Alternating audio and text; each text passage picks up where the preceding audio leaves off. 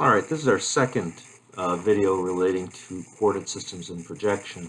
And in this case, we've moved away from the cartographic principles and into the analysis principles. In general, I'm going to make the statement that anytime you are doing spatial analysis that has to do with the area or perimeter considerance of measurement, we should be working with projected data. Now again, remember I'm saying data here, not necessarily your map characteristics. And again, remember in ArcPro, the map is the area of visualization, not the data itself. So given that, the two things I always want you to think about are how big an area is being analyzed. In other words, what is the biggest element that needs to be evaluated? Is it a continent? Is it a country? Is it a state? Is it a county? Is it a group of trees? That's going to influence what projection characteristics you use. The other one is the question of units. And again, because these are planar units, it is important to understand which units you want to use, whether you're using metric or you're using English or imperial units. In general, I think you should always be working in the metric system. And in most cases, that will encourage you to use the UTM or Universal Transverse Mercator system, which is a meters-based planar system. All right, so again, first of all, data should be in an appropriate projected coordinate system. And that, again, that means that you do have to understand what the regulations are in a given area. In some scenarios, imperial feet, in fact, US feet, are required, and therefore your data should be in that, and that would be the state plane system in the United States. In other systems, it's very appropriate to use UTM. And again, usually we talk about UTM covering approximately about 500,000 meters, so about 500 kilometers is really the maximum extent east to west that UTM coordinates should be used. If you begin to move out to a country or continent level analysis, then what we're going to get into is the Web Mercator, which is in fact a global scale, but does have meters as its linear measurement unit. Again, we'll touch on each one of these. All right, so first of all, what are we really talking about? I'm going to start here with the state plane coordinate system. The state plane coordinate system is designed to provide an accuracy of 1 unit per 10,000 units within a state in the United States. And so if we look at, for example, our map properties, and we're going to get into our data properties in the next video, you'll notice that these are under the projected coordinate system. And again, you'll notice there's state plane, and then state plane has different datums associated with it. Early ones, again, the North American datum of 1927, that has as its linear units US feet. We have a NAD 83, North American datum of 1983, modified in 2011 to international feet, or meters, or US feet. Then we have the NAD 83, North American datum of 1983, CORS 96, continuously operating reference station 1996, and that uses international feet, and there are many, many more of these. Within any one of those datums, and again, a datum is a definition of Earth, we would then have each state having a number of coordinate systems within the state. And so you'll notice for Pennsylvania, we have a Pennsylvania North and a Pennsylvania South in each one of those datums. Now, the question becomes, why do we have 2 for a single state? And why, for example, are Pennsylvania's North and South, and we will find other states that have East and West? Well, there's a perfectly good reason for that, and we see it here. These are all of the areas that in the United States that have state plane coordinate systems, and these are the 1983 ones. This was the configuration for the 2001 final analysis. What you'll notice is that states that are essentially east-west running, Pennsylvania, for example, are divided north and south in order to minimize that error within a zone. So again, because Pennsylvania is long this way, the state's divided between the north and the south. Well, if you look at Illinois, because Illinois is long, north to south, it's divided east and west. It is also the case that some states don't divide themselves, even though computationally they really should. So, for example, Montana, one state plane coordinate system. In the case of Texas, we have Texas North, North Central, Central, South Central, and South. All of these are different coordinate systems and cannot be used for another state. In fact, in the case of Pennsylvania as an example, Pennsylvania North, this is actually along county boundaries. And so the lines are not perfectly drawn because each county has to reside in a single state plane coordinate system. Now, if we look at Alaska, it's even more to the case, and you'll notice that Alaska has a large number of them. And please look up at the corner here, that not only does Alaska have a large number of them, but for example, Zone 1 has uses an oblique Mercator. Remember, that's neither transverse, horizontal, nor vertical, but some oblique level. Zones 2 through 9 use a transverse Mercator projection, and then Zone 10 actually uses a Lambert conformal projection. So each of these can have dramatically different characteristics, and you cannot use one for an area outside of its zone. Now, what exactly is this state plane system? Well, let's just look at Pennsylvania. And again, what I'm showing you here is the state plane for both Pennsylvania North and Pennsylvania South in meters. So this is the NAD 83 meters example. The first thing that you want to note is that the standard parallels lie essentially inside the zone. And so you'll notice that, remember we said, between those two standard parallels, there is a definable level of error. Scale factor is 1 here and here, and then we see it kind of increase in here. The other thing that we should note about these is that they are always positive values. And so inside the zone, you will always have a positive easting and a positive northing.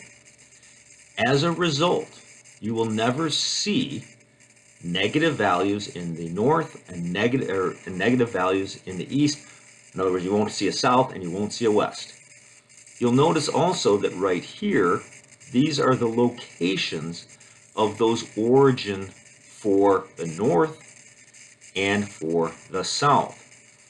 What this means then is that, again, we count up from a false. This is when you heard the term a false northing or a false easting. It is a question of where those origins are. In other words, 0 is not necessarily what we would consider a 0 value. In other words, it's set away from the zone. And so again, anytime we're in Pennsylvania North, we are north of this location and we are east of its origin point. The same is true in the south, and you'll notice again that they are different in their locations. Our easting is in fact the same because, again, it's this side of the state that we're going into. Let me go back. But it's also that our northing, is in a sense has to move south for the south zone. And again, when we get into the practical aspects of this, I will show you actually where those origins are.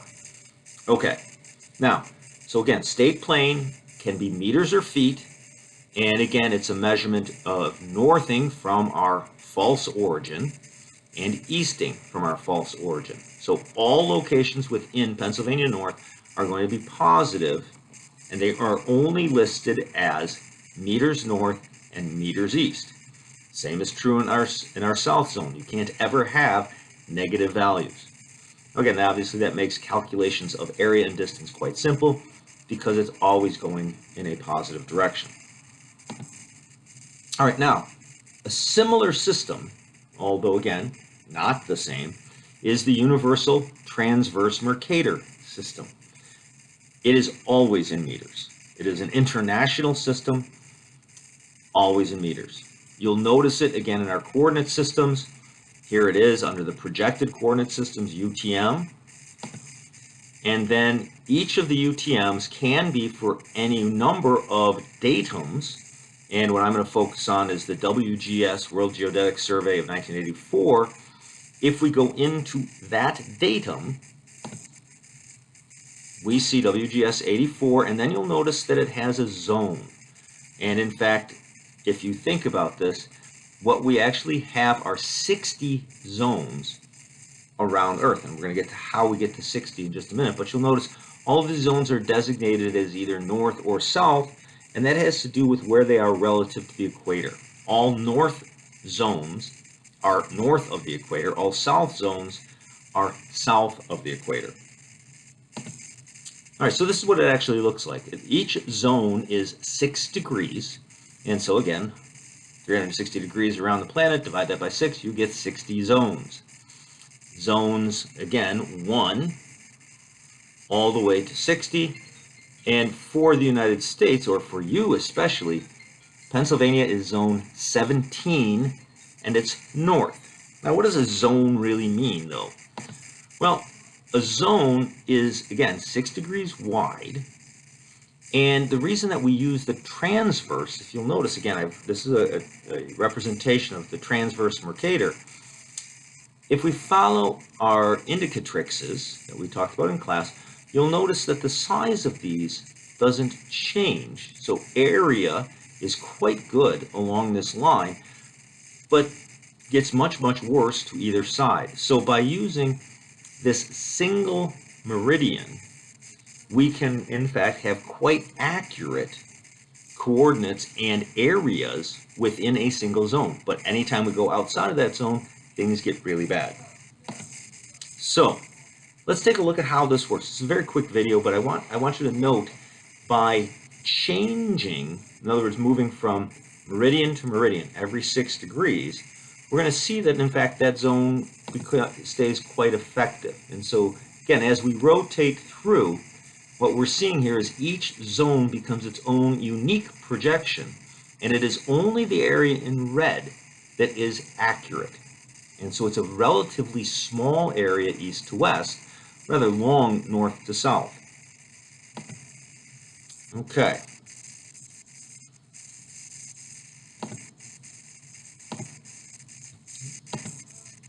Now, within the United States, for all intents and purposes, this is kind of how we see our zones. So for where we are, again, get used to the habit. Pennsylvania is, the western half is UTM zone 17 north. If you cross into the eastern half of the state, it's 18. And again, that can produce some real problems. You want to have your study area fall completely within a zone. You don't want to go across zones. And that can produce some problems in terms of research. But again, we are zone 17 north here, and then as you move towards Philly, you'd be in zone 18.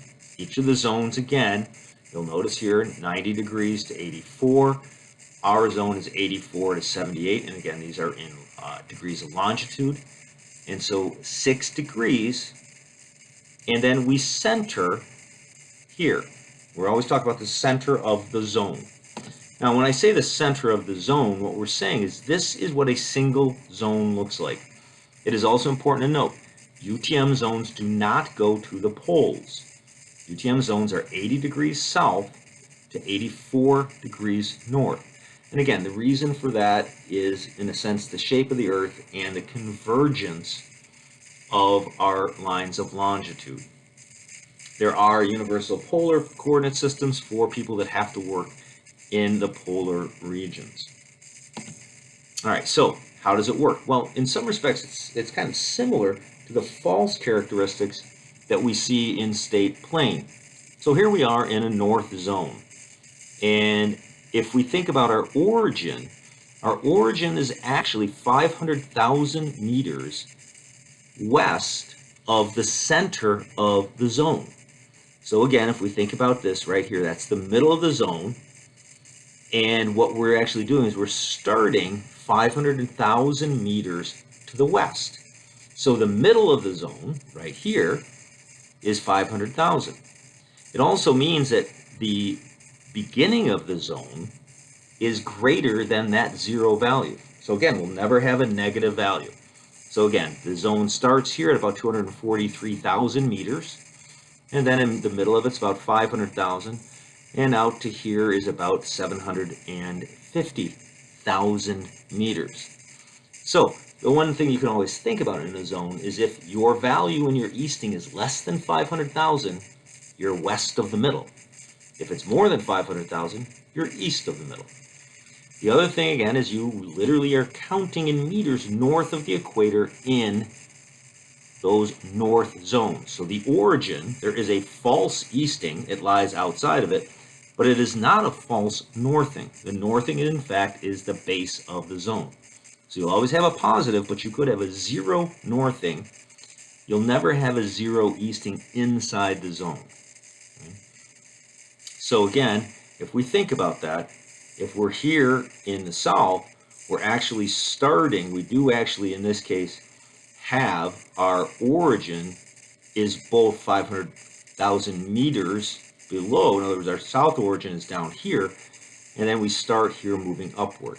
So again, we're going to focus on the northern hemisphere, so the north zones. 0 is the equator. We go up to 84 degrees north. We start outside the zone at 0. Don't use that value. Once we enter the zone, we're at about 243,000, and the middle of the zone is 500,000. All right, the last one that I want to point out is if you are looking at a global scale and you do need to measure area. The Web Mercator auxiliary is the appropriate projected coordinate system for global analysis. The important idea here is that its map units are in meters. Its display units are often degrees, although it doesn't have to be. And so again, the Web Mercator is a projected coordinate system. You can see that here by the map units, but it is a global one. And we need to be aware there is a significant amount of distortion with it, but it is the best for showing global data and analyzing global data. Okay, in the next video, we will be talking about kind of how we see these and how we look at our data, not our maps, in the ArcPro environment. We'll see you then.